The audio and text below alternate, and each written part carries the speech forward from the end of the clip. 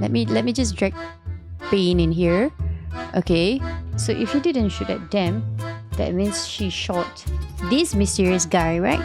We are in trouble. We are in trouble. Hi, welcome back to the Great Ace Attorney Chronicles. We will continue. Guilty. Guilty. Guilty. Guilty. Guilty. Guilty. Okay, sure.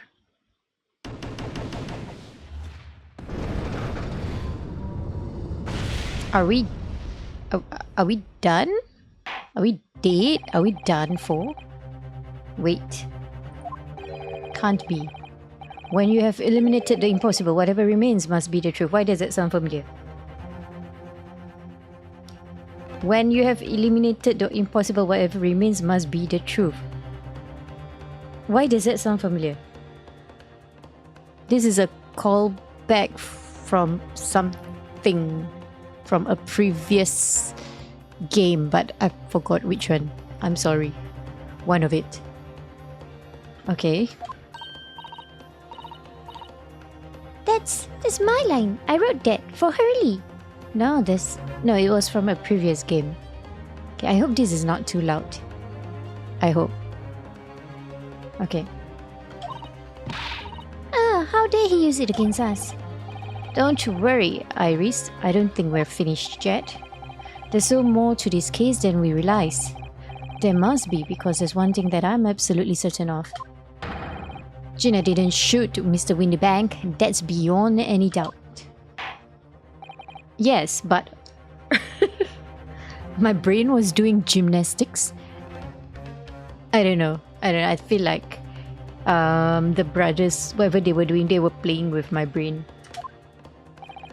We'll proceed with the second summation examination of the day.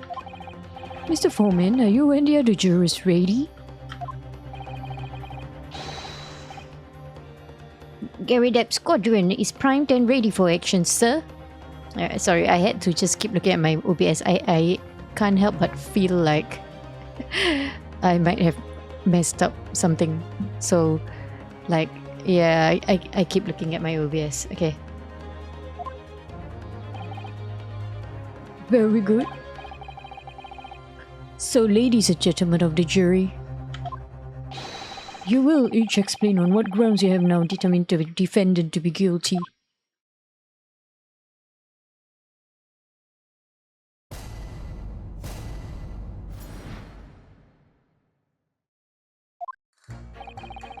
Once a rook, always a rook, I say, Different breed to us law-abiding citizens.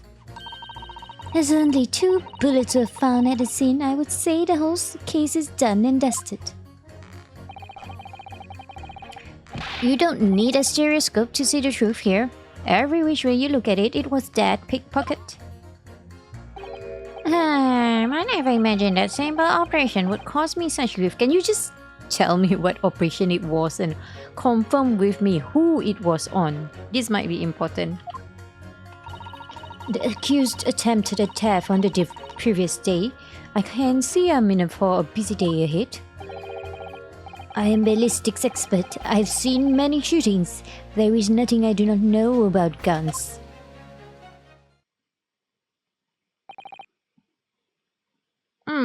Same.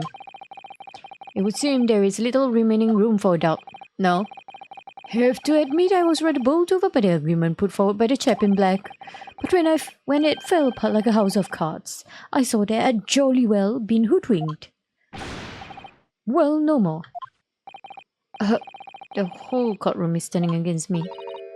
It's not fair. Iris? That prosecutor's being mean.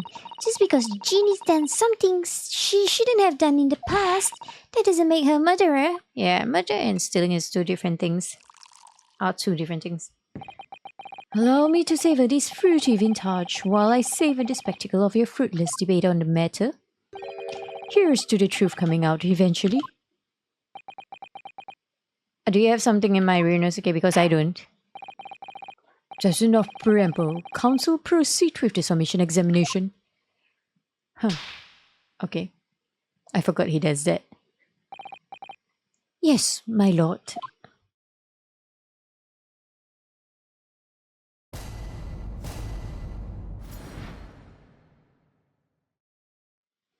The defense's rebuttal.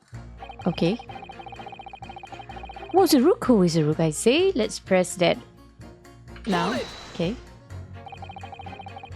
Just because Miss Lestrade has a history of pickpocketing, she must be guilty of murder. Is that what you're saying? Oh, well. Are all members of the British Army so quick to judge? Whoops. I beg your pardon. Are you mocking Her Majesty's Armed Forces, the greatest military organization in the world? No, I'm simply illustrating my point. Making assumptions about people just because they're a soldier or a pickpocket is wrong and dangerous. Well, yes, you might have a point there, I suppose.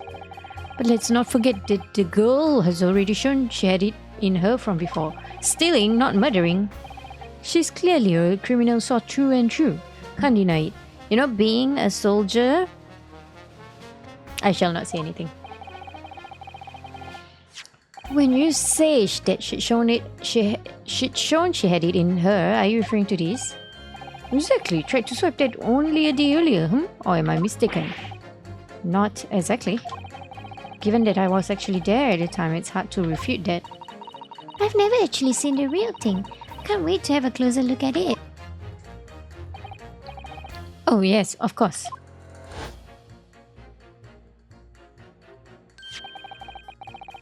Mr. Sholmes did use his caramel bars to make a copy of the disc, didn't he? And then ordered every type of music box he could find from across Europe. Okay. We still don't know what tune it plays though, do we? No. But I'd love to see how the original compares to Hurley's copy. Huh? Okay, I'm a bit lost here. Miss McGilded's disc. Could it be a clue somehow? Perhaps we should examine it in more detail. Can we, play it? Is it possible to play it?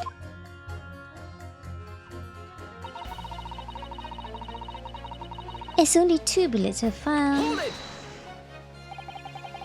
Is the number of bullets that has you convinced?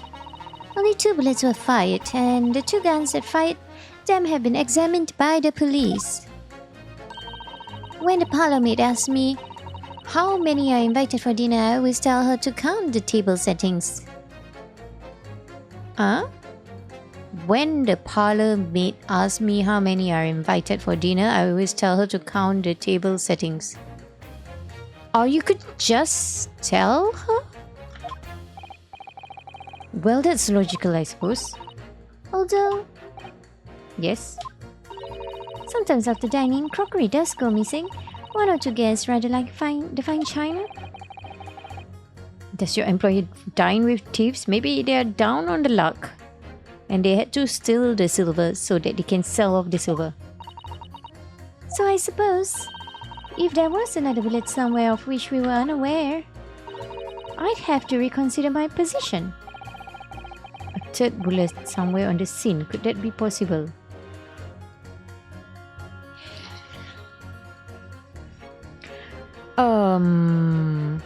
Okay. So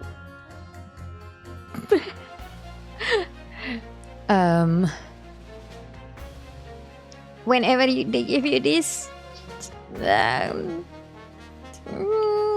I say first? Wait, hang on. So when they show this, I can't prove it, but I'll try. Allow me to show you then the third bullet. No. Uh-oh. Uh-oh, I feel like I fell into a trap. Is this meant for people like me? Wait. Wait. I have an idea. Wait. One moment. Sharp little bumps cut his thumb. If someone tries to grab a music box, let go quickly. Oh, okay. Guess not. So... Huh?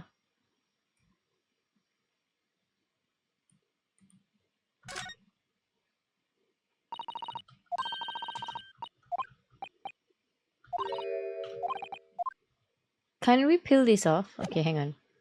I thought it would. Maybe it was embedded here, but I guess not. Must be something. I don't know. I don't know. I actually don't know.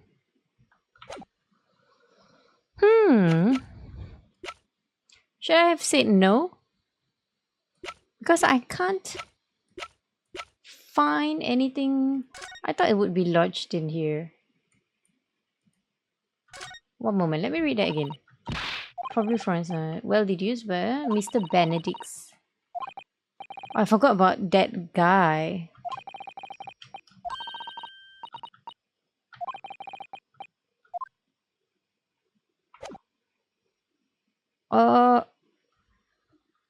Oh, wait. It belongs to Benedict, but where's the blood? Okay, see. So right now,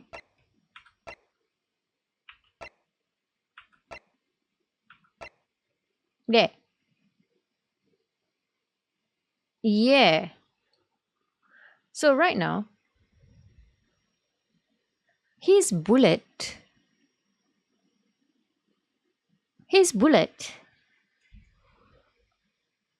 Okay, so Benedict's blood is green, and the blood on the calendar is green. Benedict is the guy in white, right? So this is his blood. He got shot. When was he there? That is the question. When was this guy there? This Benedict guy. Was he shot? Got his blood, Joe. Okay, hang on. Tell you what, let me just reload and say it's impossible. I think that it's impossible. Unfortunately, only 2 bullets were discovered by the police during their investigation. So, wait, so I'm thinking the 3rd bullet is lodged in someone. Isn't it lodged in Sholmes? Right. And I don't imagine the good man of Scotland Yard would have overlooked anything. If I missed a bullet while I was cleaning his lordship's office, well, I should receive a sound scolding, I don't doubt. And he should receive a visit from the police, perhaps. It sounds like a crime scene to me. A 3rd bullet. It would completely turn things around if there was one, wouldn't it? Do you think we might find one lying around somewhere? Sorry? You return me back to this? Okay, hang on. Maybe we need more things. Okay, let's press him first. So if I've understood correctly, you need 2 pictures, a left eye one and a slightly different right eye one. Exactly, and then you can see the scene in 3 dimensions, like this. So if we have 2 bullets, I don't suppose you can see anything useful with them? Of course not, they're not pictures. I think you'll find that no matter how much you squint, the truth of the situation always looks the same here. The only person who could have shot the victim is that girl and the dog. How can you be so sure of that? Think about it. The Skulkin brothers shot the great detective, didn't they? Yes, that's been mentioned once or twice. Well then, surely it's coming into focus now, isn't it? This is a waste of time. But I'm not going to change this man's mind anytime soon. So maybe they didn't shoot Sholmes. I'm confused. Hold it! Would you please stop muttering about things that have nothing to do with this trial, sir? The defendant's life is on the line here. Well, the thing is, I couldn't really say that it has nothing to do with this trial, to be honest. Yes, please let me know. Huh? I mean, there's no question that the man was shot, but the bullet had simply vanished from his stomach.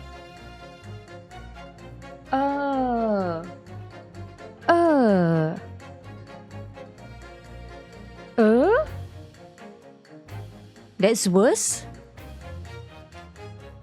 That's worse? Why is this so complicated? Wow. Oh.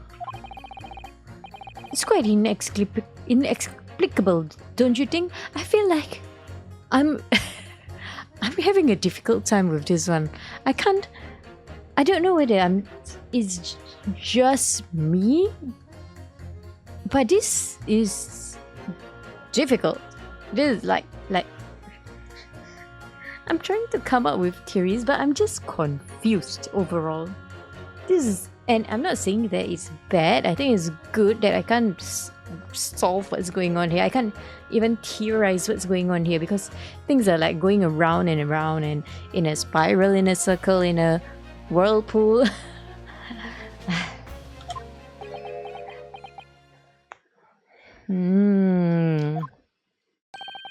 I almost don't want to ask, but the surgery you've been muttering about all this time, you were operating on Sholmes, right? What was the fella's name now? Erlich? No, Erlock? Hairlock? Herlock Sholmes by chance? Yes, good lord. It was that Hairlock fella. What? You're the surgeon that operated on Mr. Sholmes? That's right. Using the very latest anesthesia techniques, I might add. It was a fairly major op, I can tell you. This is crazy. Let me see. The fellow was brought in not long after midnight, if I remember correctly. They had said he'd been shot by some criminal or other, so I put him out like a shot. But the funny thing is, I went away inside with a fine-tooth comb, and I couldn't find the bullet anywhere. So I'm afraid I had to throw up my hands and just stitch the fellow back up. Wow. Malpractice? I hate to state the obvious, but... Yes? Surely that's because the bullet is still at the scene of the shooting? But did it pierce completely through him? The counsel for the defense is correct, as is clearly shown in this photographic print. But it's not Sholmes' blood. The bullet that the Skulking brothers fired at Mr. Sholmes hit him in the stomach region. Oh, sorry, that's Ryunosuke. Then exited his body and lodged into the shop wall where the calendar was hanging by the door. I think you'll find it's really quite simple if you just consider the problem three-dimensionally. Huh, who do you think I am, son? Well, juror number 4 is about the best I can do, and a surgeon. As soon as I saw the wound to the man's stomach, I flipped him over. What? Like a pancake? Are you saying that you checked his back or to see whether it goes through? Of course I did, and there wasn't a trace of injury. No sign that the bullet had left the body at all.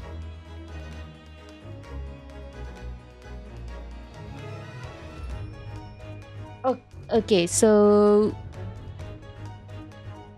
something hit Sholmes, and if there's no bullet in him, it wasn't a bullet? Is that it? What? There's a point. The only logical conclusion was that the bullet was still somewhere in the man's innards, which is exactly why I set about slicing him up. And I'm still none the wiser even now. How many times do I have to say it? Can somebody please explain how it happened? Can somebody please solve the mystery? It's almost as much of a mystery as how this jury was put together. No, it's fine. The mystery of where that bullet ended up is infuriating. Where's an expert when used? I don't know. Mr. Sholmes' surgeon is on the jury. I've experienced some coincidence recently, but this is ridiculous. I'll be surprised there's anyone yet. But there's no question that Mr. Sholmes was shot. Well, that's what police told me. The police told me when they brought him in.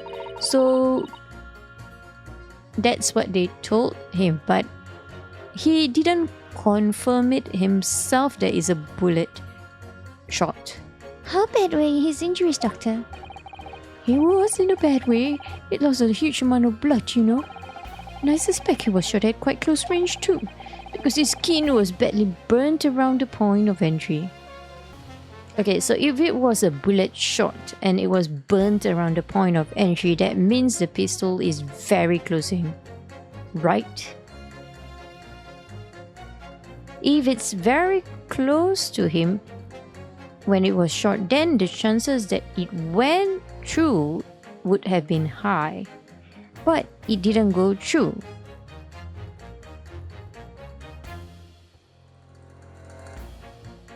Okay, then I don't know. But as I said, I flipped the fellow over and examined his bag, but there was no sign of an exit wound, which is why I thought I'd better look at the lock and pop it out. And yet you say you found no bullet inside the patient. Well, I wouldn't have done, would I? Because it's in the wall of the pawnbroker's. So, I have news for you. That's not his blood. But if you have a sample of Shom's blood, that would be better so we can prove that it's not his blood. Okay? But how did he get there? I need someone to solve this mystery before it drives me into insanity. If only there were some expert in ballistics who could help, even if he looked extremely untrustworthy. Is there someone like that? So we have a disappearing bullet on our hands. Hold it! How did you know this? What do you mean you're in for a busy day? Yeah, what was your job again? Forgot to say stop. Do excuse me, stop. I'm a communications officer, stop. So like you report stuff to the media? A communications officer? Does it have something to do with sending telegrams? Everything from personal messages written by members of the public to the latest news in the capital. I convert all the messages into Morse code and tap it out to the entire world electronically. Oh. To the entire world. Thousands of miles of cable under the sea stop. Worldwide communication networks stop. Information transmitted to and from all corners of globe stop. Ah yes. She was getting equally worked up about radio waves or the like before, wasn't she? I specialize in communicating information from government departments and newspaper offices. I see. I'm sure I shall have to wire the newspaper reports of today's guilty verdict later. So no sleep for me tonight, I imagine. Let's just finish the trial first, shall we? You have to report this too? I mean, it seems a bit local, but I guess so. Hold it! I thought you were just a tourist. Good day, I am visiting London for sightseeing. I would like to take bus to Crystal Tower, please. There's no way he's just a visiting tourist. So, you're a ballistics expert. Who knew? Oh yeah, he did say that. I have much experience with guns. Ah. I've lived through many. How do you say? Disguises. Extreme. Violent buff off. No, blood off. Blood buffs. Ah, extreme violent blood buffs, maybe. Perhaps. Those. Extreme violent blood buffs. Actually, English is a very difficult tongue. Considering the sort of people you associate with, I'm surprised you still have a tongue. Anyway, if you have questions about bullets or guns, you ask me. There is nothing I do not know, no mystery I cannot solve. Okay, can we ask him about the gun? But impossible, please, only in Russian language. No. He's not very confident in his knowledge of English, though, you see? No, still we should bear it in mind. He's our man if there's a mystery about guns or bullets. Yeah. Okay, so Van Zix has managed to convince everyone. When you have eliminated the impossible, only the truth remains? why does it... Wait...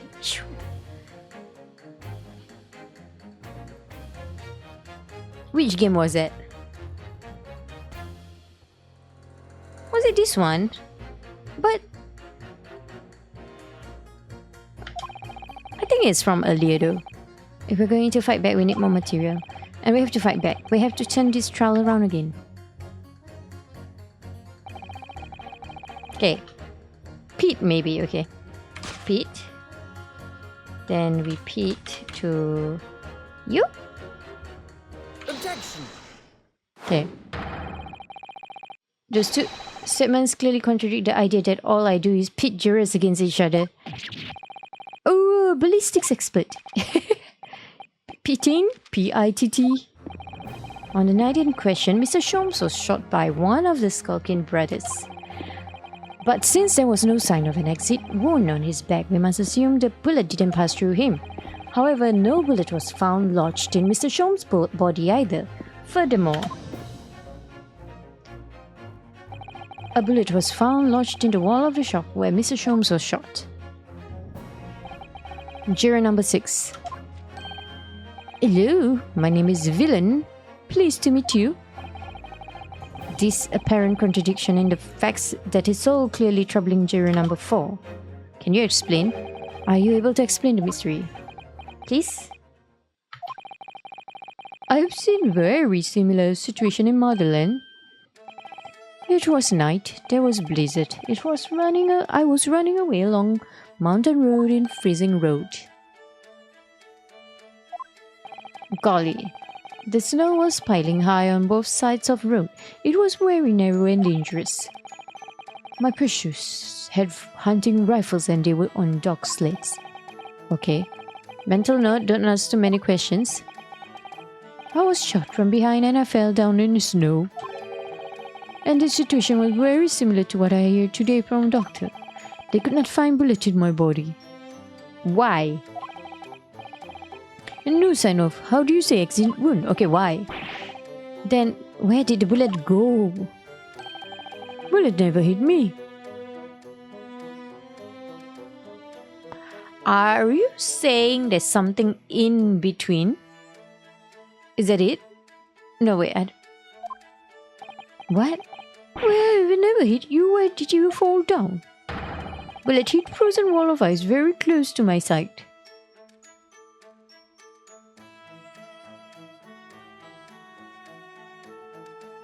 Okay, but he had a burn wound though. What? One small piece, very sharp, broke away from lump of ice and pierced my body. It made deep wound that looks just like bullet wound. Okay, but where is that piece? Good gracious. Of course, piece of ice quickly melted inside me. Oh, ice, yeah. And that is solution to mystery of disappearing bullet. But there's no ice here though.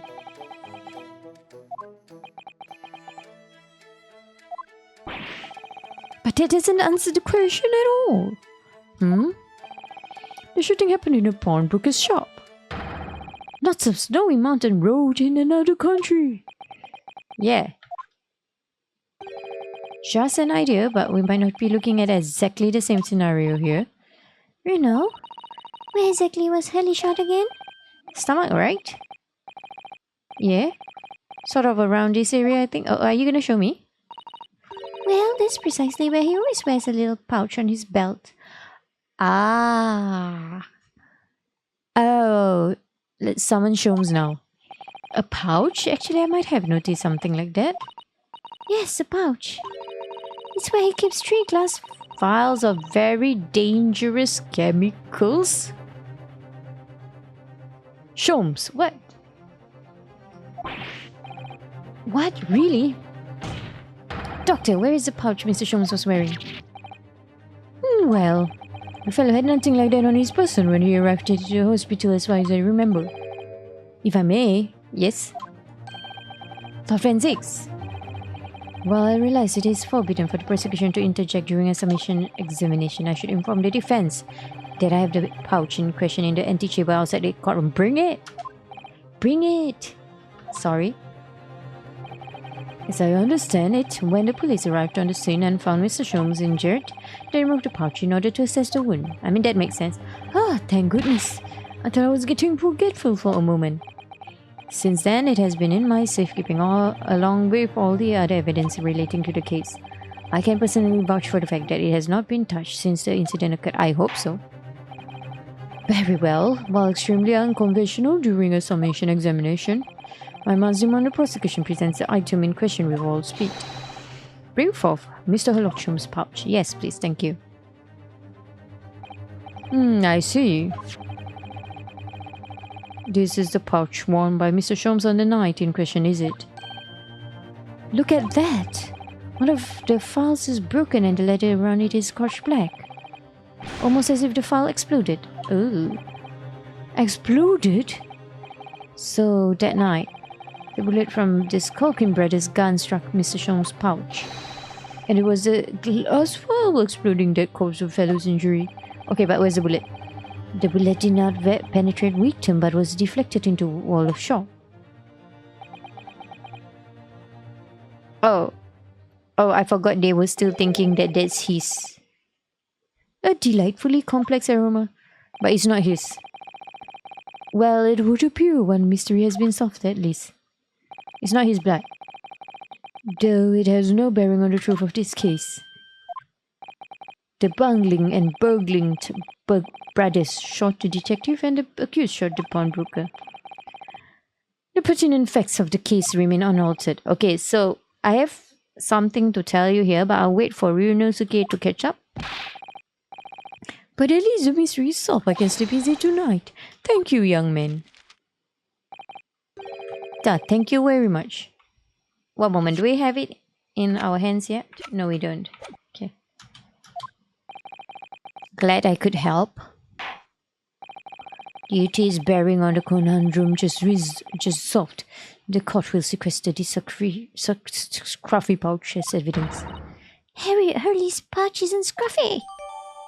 Sholmes' pouch has been entered into the court record. Good. Now the summation examination. You give me one moment, summation examination. Okay, so over here.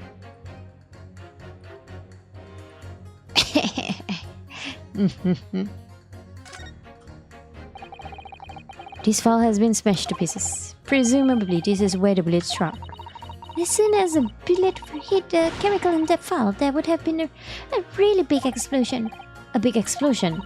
Well, these potions and chemicals are amazingly useful for the investigation where he does, but they're also quite tricky to handle safely, at least. They're very dangerous. Oh, I'm sure that when his file broke, the chemical inside would have ignited. Yeah, okay, can... Note to self, always walk on the right hand side of Sholmes in future. The left is the danger zone. No, but... Excuse me. No.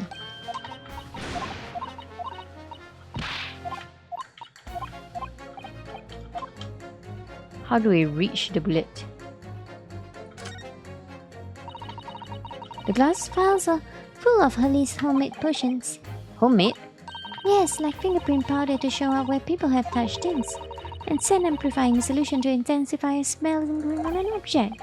That's amazing. They're all very easy to use. There's just one thing that you have to be careful of. They're all very flammable. So Sholmes is a walking bomb. Are he passionate about finding out the truth, or he's just oblivious to the dangers? Oh look, there's a hole here at the back. Doesn't look much like a bullet hole, but clearly something's ripped through the leather with great force. Something must have pierced it somehow to have left this hole behind. Yes, it looks this way. And Mr. Sholmes has and his pouch took a beating, right? Okay. It's really scorched badly just here. Oh, the strap is broken, look. This must be where the bullet hit then. Let me see.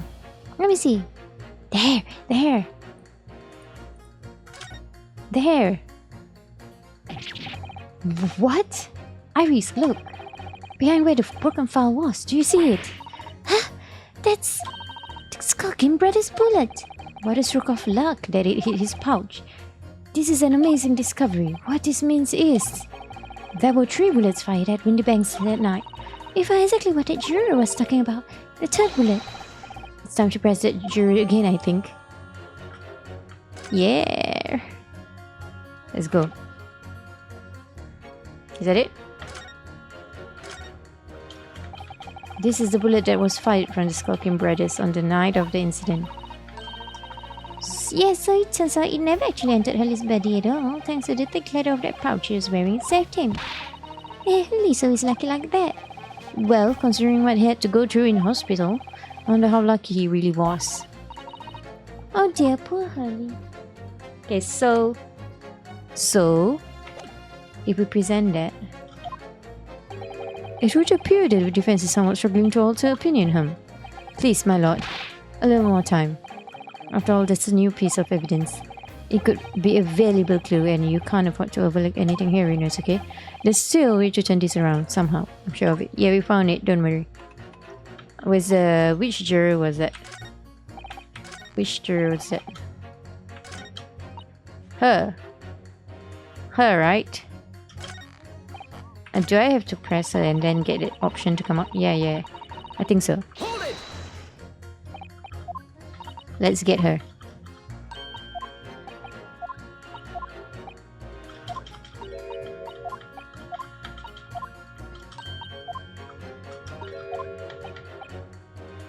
Yes, now I can prove it.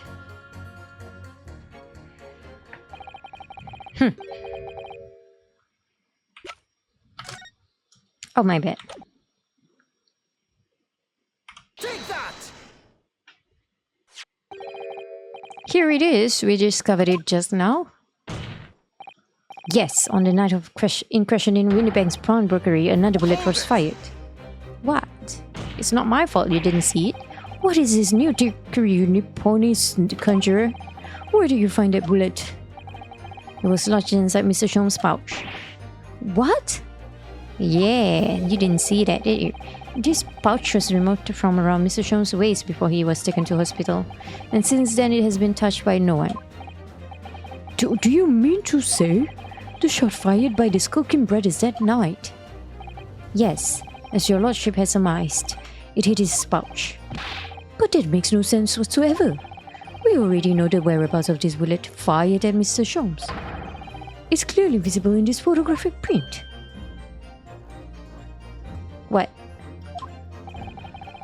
2 guns from the scene have already been submitted into the court record as evidence.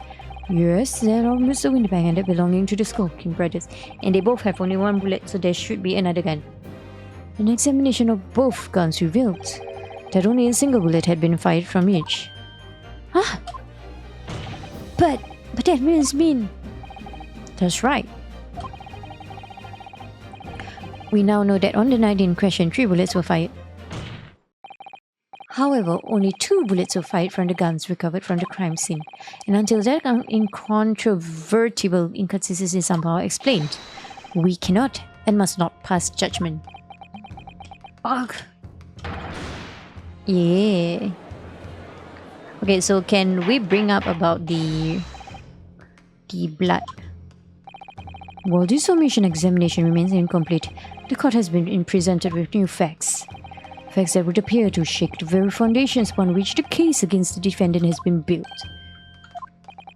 As it is my prerogative in this situation, I hereby temporarily suspend the submission examination. Yeah, by Jupiter! Wait, so... we didn't win? But we didn't lose. Is that what it means? Bailiff, bring the witnesses back to the stand at once.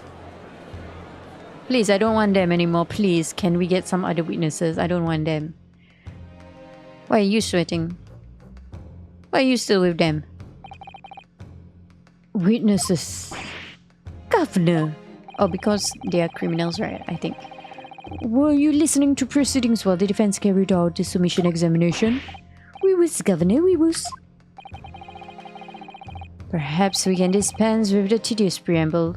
Simply answer this one question. A 3rd bullet has been identified at the scene of the crime. What do you make of that? Which one is yours? Tell us that. Make of it, Guff? I don't make nothing of nothing if I can help it. Is it one of yours? God blimey, Guff. God blimey, not a chance, see? In that case, did you have an accomplice? Okay, what? Never. The skulking brothers work alone. It's just the 2 of us. There's a trimmer. How soon we forget. Poor Sulky. Only 2 of the bullets from the crime scene originated from the firearms we have in evidence. The 3rd bullet was fired from another gun. Where is it? Lumia, that's an age scratcher. Do they really know? I'm not sure they know. Counsel for the defense. Yes? I should like to hear your thoughts regarding these new developments. The 3rd bullet and the mysterious missing firearm from whence it came. Thinking back over all the testimony we've heard and all the evidence we've seen, we will save. I think I'm starting to form a picture of what really happened that night. So there were 3 guns. One was shot at a victim. One was shot at the mysterious person in white. And one was shot at Sholmes. Now, so the one that was shot at Sholmes is the brother's one, right? Can I? Hang on. Let me see if I can do something. So, let me open Notepad. Or should I open Paint? Let me open Paint for you. Okay, let's see whether you can see Paint. Let me just drag Paint in here. Okay, right. Okay, okay. One moment, okay? So, let's say for example, okay? Let's say, okay, these are the brothers, okay? Okay, these are the 2 brothers. Right? So, these are the 2 brothers. Okay, and they shot their gun at Sholmes. The Sholmes, I will use yellow. So Sholmes, right? They shot at Sholmes, right? We have the victim. Okay, Mr. Windybanks. So Mr. Windybanks is here.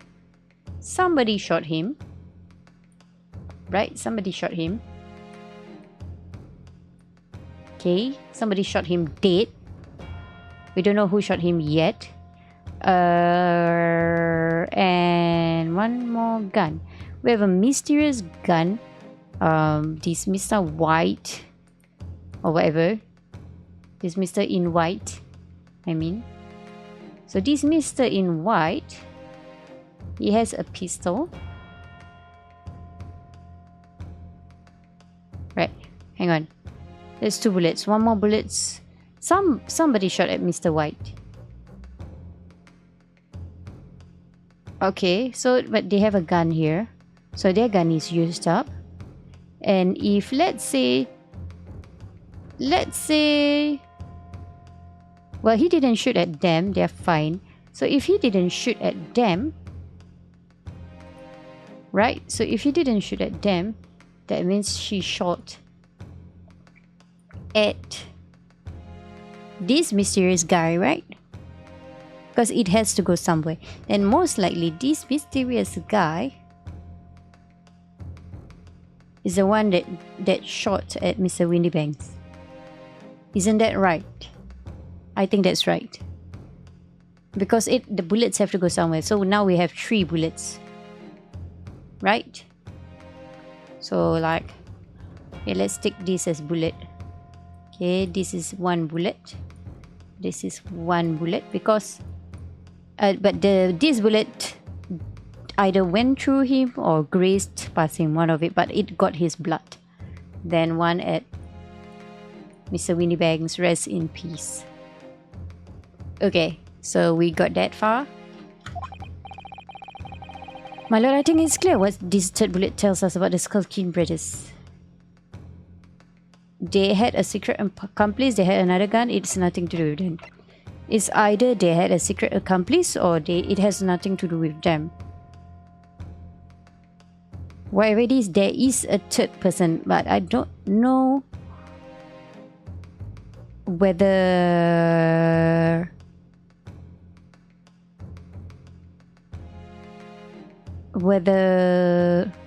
you know what, I'll save. Okay, so clear, it shouldn't be, it has nothing to do with them. I feel like they would have seen this guy.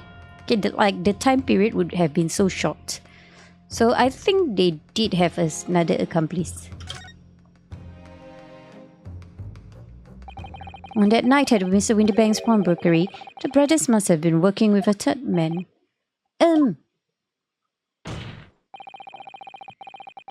The witnesses are clearly doing their best to cover up the existence of this accomplice, but the evidence all points to the fact that there was someone else present, someone carrying a gun. Yeah. Objection! Can you stop objecting? I'm right. I'm right. An accomplice, you say? Pigs will. Okay.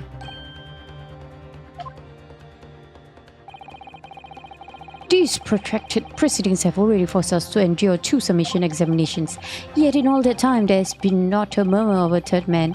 If this apparently wraith-like being exists, I can prove to you there's a third man. The court must be shown hard evidence. Without it, this fantasy will be crushed. I can tell you who the third man is sort of. I don't really know him. I forgot his name. If he did reveal his name. The prosecution demands answers on 2 counts. Firstly, proof, evidence that his accomplice was ever at the scene of the crime. And secondly, the identity of this spurious security. I can prove that. The Skullkins are lying, I know that. Okay, so the first one is the calendar and the second one is a disc. But how can I ascertain the identity of the person they are hiding? Well, counsel, I'm supposed to prove the existence of this accomplice and reveal the person's identity. Even in response to the prosecution's demands, my lord, but the defense is ready to present answers. I hope. The defense is ready. I believe I can provide all the answers the prosecution demands. Yeah, you asked for 2 things. I'm going to give you 2 things. So many ponies friends, despite the swimming eyes, you seem to think you have something to say. This promises to be interesting. But I have to push forward now. There's no other option. I need to use every single piece of evidence available to me if it will make a difference. In that case, counsel, I would ask you to present the evidence without delay. On the night in question, in the moments leading up to the death of the victim, what proof have you that there was a third intruder present? It's the calendar. Where is it? Take that! The evidence is right here in this portfolio. By Jove, that portfolio again, is it? Do you expect the record to rifle through your papers itself? Be more specific. The calendar. You claim one of these blood samples proves. Well, which one is it? This one. Take that! What am I looking at here? There appears to be some green pin or such like around the bullet hole in the middle of the calendar. That's a bloodstain, my lord. A bloodstain? Don't shake your head. Green blood? Curious even for you, is the court to understand that the intruder was some inhuman creature. It's something developed by Mr. Herlock Sholmes. By the great detective? New invention, stop. Not yet a bit in stores. Stop. Stores or stories? It's this, you see? It doesn't have a name yet, though. This fungus sprays a chemical that reacts with the different elements in people's blood to change its color. Different elements of people's blood? Yes, everyone's blood is slightly different, you see, because it's made up of all different elements. So by seeing what color it changes to, you can tell in the flesh whose blood it is. Ooh, that brings a whole extra dimension to looking at blood. Chocolate blood in courtroom. Stop. Very exciting. Stop. As an example, this one shows the blood of the victim, Mr. Windybang. Ah, a striking blue. Yes, so you see, the green color of this blood stain on the calendar shows that somebody else was shot in the main part. No whole fire there, young man. Could be from some unrelated incident, couldn't it? No, it's not unrelated. The date showing on the calendar is the date on which Mr. Windybang was killed. Yeah. By golly. Therefore, we can assume that whoever was shot on the same day.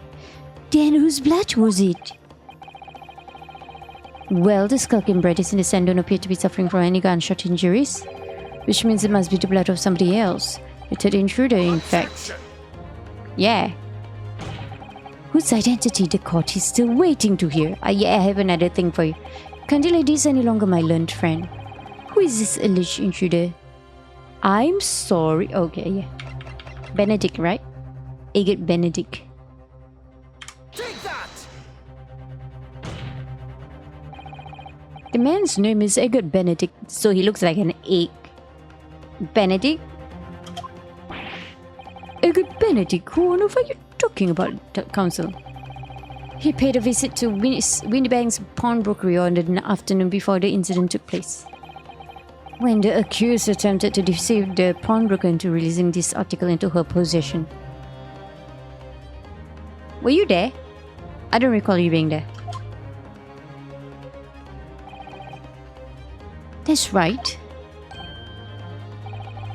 The man identified by the defense, Mr. Egbert Benedict, then attempted to take the article from the defendant by force. Oh, did he come to steal and then he hired the brothers also?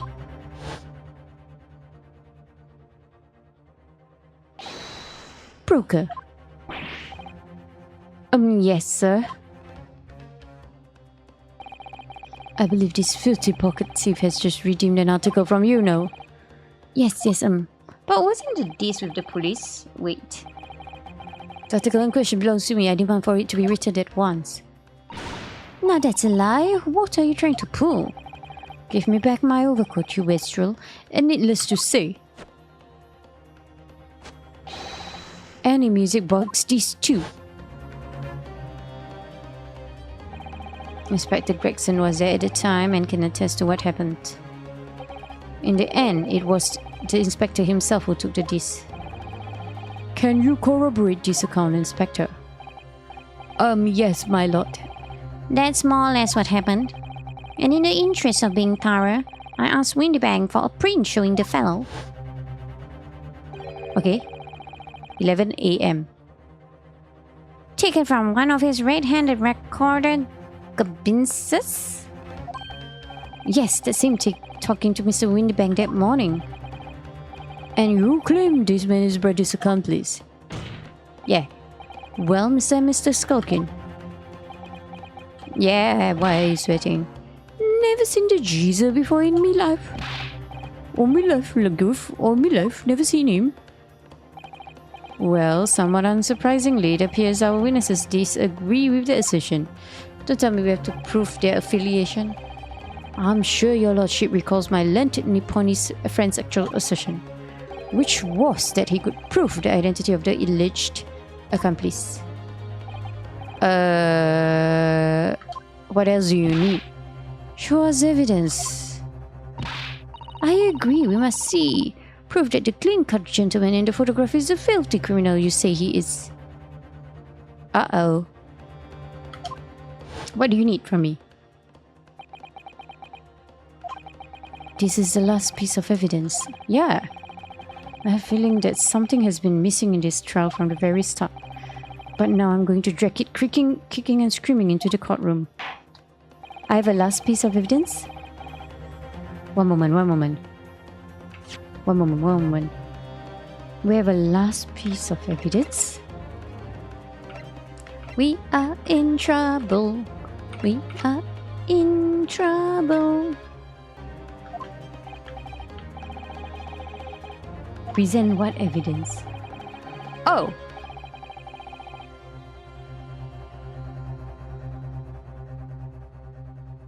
Proof that the man pictured in this photographic print was in fact the person struck by the third bullet. Did we not present the disc yet? I was looking through the evidence. But did I not present this yet? Take that! Oh, I spent some time because for some reason, I thought I presented this already. The defendant attempted deceitfully, admittedly, to reclaim this disc from Windybanks. Which is when the aforementioned Egbert Benedict appeared on the scene, I believe. This man then attempted to purloin the article from the defendant's possession, no? That's correct, my lord. I myself was present at the time. It was following this that a minor incident occurred. Yeah, he cut himself. But of course, sir, here's the disc for you. Very well. Then I shall bid you farewell. Say goodbye to Star. Wait a minute. That this is mine. What do you think you're doing, you little tramp? You've drawn blood, you filthy animal. Being a music box disc, it has countless small but sharp metal protrusions over its surface. These protrusions caused Mr. Benedict's finger to bleed, and the resulting smear of blood is still visible on the disc now. Goodness, a blood stain, is it? My assistant and I have just analyzed the blood stain here in this very courtroom. Using my trusty fogger gun. Yes, and we added the results to this portfolio. I say, it's green. It's exactly the same color as the blood around the calendar. I don't remember which is which. Juror, the evidence is conclusive. The man calling himself Mr. Edgar Benedict, who was in Mr. Windybank's earlier in the day, is the accomplice who was present at the scene of the crime that same night. So there was someone else there. Look at those two brothers. Now they're sweating buckets. Oi, who are you talking about? It's boiling in there. I feel like the Lord Venzix is about to butt in. My lord, it is the opinion of the defense that Mr. Edgar Benedict should be summoned to the courtroom to testify. You know what? Why not? I'm pretty sure Lord Venzix can agree to this. It would certainly seem that we can ill afford to ignore this gentleman's apparent presence. Yeah, I knew it. Just hadn't gone on long enough. This flagrant ignorance of the mechanics of law. What do you mean? Sherlock Holmes, you say? Yes, I've heard the name. The protagonist in a series of short stories for the vulgar classes, a god of detection or some such. No. And now you employ chemical substances devised by this fantastical persona in the highest court of the land. Do you expect us to take you seriously? The samples made by this plating are not fit to be called evidence. You know what? Why not we cut your hand a bit and then you put your blood somewhere and then another place and then we can test the spray on it. Then maybe you can see it with your very own eyes. How about that? Just a bit of blood. So the blood stain turned a shade of green. What of it? Here's to you successfully proving that no other blood in the world would turn the same color. Why not we test with yours? Well, I mean, he has a point. There's not that many colors in the world. And pray do not even think of suggesting that we should take Mr. Sholmes' word for it. Is he right? Is Mr. Sholmes' concoction a load of rubbish? I don't know. I mean, he's a great detective. What are you talking about? We can let him get away with this. I knew it would come to this. Of course, Mr. Sholmes' invention isn't going to be recognized by any official body, but what other choice did I have? I mean, here's the point. I'm just remembering what Father Christmas over there said before. Speaking of which, I'm recording this on the 22nd of December, so very close. About how he was temporarily suspending the summation examination. In other words, the examination isn't over yet, is it? Oh, true. Good grief, what did you just say, young girl? And in a summation examination, the decision as to whether or not the trial continues is in the hands of the 6 jurors, isn't it? Yeah. So the way I see it, doesn't matter what certain other people think of Miss Hurley's invention, at least not for now. Yes, she's right. Young lady, you have quite a devious mind. Yeah, she's really good. It really just comes down to one thing. Whether these ladies and gentlemen of the jury want to see the extra guy? Are convinced by what you say, Bruno? Is that about right? Would you say, or did I misunderstand something? Unbelievable. Mr. Sholmes' partner is a force to be reckoned with. Iris Wilson, sharpshooter. Thanks. After the shrewd precis of the situation from an entirely unexpected source, it must be acknowledged that the previous summation examination has yet to reach its conclusion. Yeah, this is absurd. You sit down. Ladies and gentlemen of the jury, the court now looks to you for your final leanings in this matter. As proud citizens of Her Majesty's Britain, I'm sure you will come to fair and just conclusions. Yeah. Hit them with it. So then, state your final decisions in turn, please. Not guilty. Not guilty. Wait. Not guilty. Guilty. Guilty. Wait. Not guilty. Oh, good. Oh, ooh. Ooh. Two called guilty and four called not guilty. Such is the outcome of the summation examination. Objection. My lord, with all due respect, this is an outrage. The prosecution refuses to accept this decision. You can't. You have to respect the decision. On what grounds? If these jurors are persuaded by some half-baked concoction devised by a pretender to real police work, then they are too ignorant to be trusted with the judgment of anyone's guilt. They just trust Sholmes, that's all. I'm sorry, Lord Van Zix, but the outcome of the summation examination cannot be ignored. This trial will continue. Too bad. For you.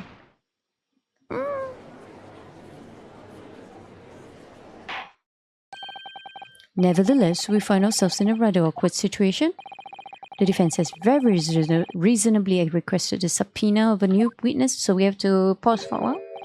But sadly, I fear that will be impossible. What? Because we can't find him. We don't know who he is. The name of the gentleman gave for himself, Egbert Benedict, is quite clearly false. I don't believe it. Just when I managed to prove the man was dead that night. Could I say something? Who? Who's that, please? Who spoke? Oh, it was me, my lord. Juror number 5? What have you to say, madam? If possible, Inspector. Me, madam? I wonder if you might show the photographic print to me again. The one in which the gentleman is shown? Oh, she's gonna spread it to the internet, sort of. The worldwide network, in her own way. Ah, right, yes, this one you mean, of Mr. Benedict? Let's do it. Let's go, juror number 5. Yes, there's no doubt in my mind. Oh, do you know? Juror number 5, you don't mean to say you know this man? Yes, I know him. Convenient? Convenient. What? No. Good gracious.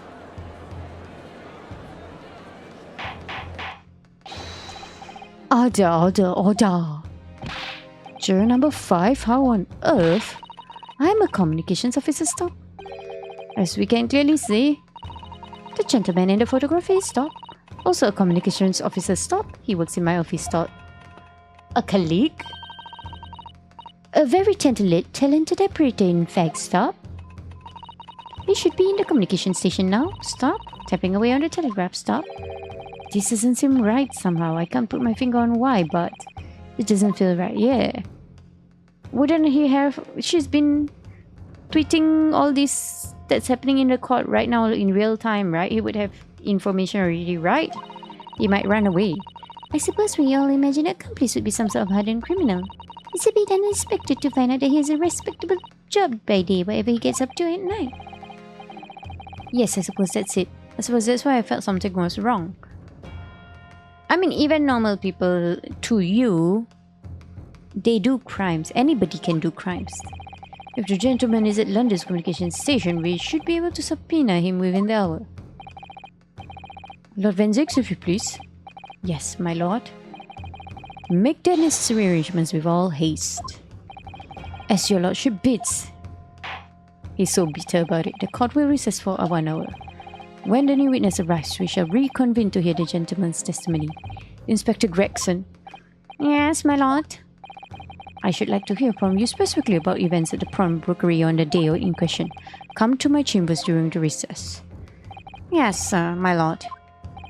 Very well. Court is adjourned until 1:40 p.m.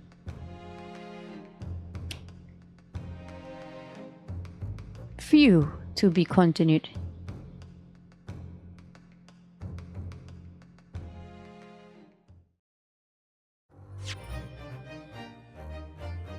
And that is where we will stop for the day.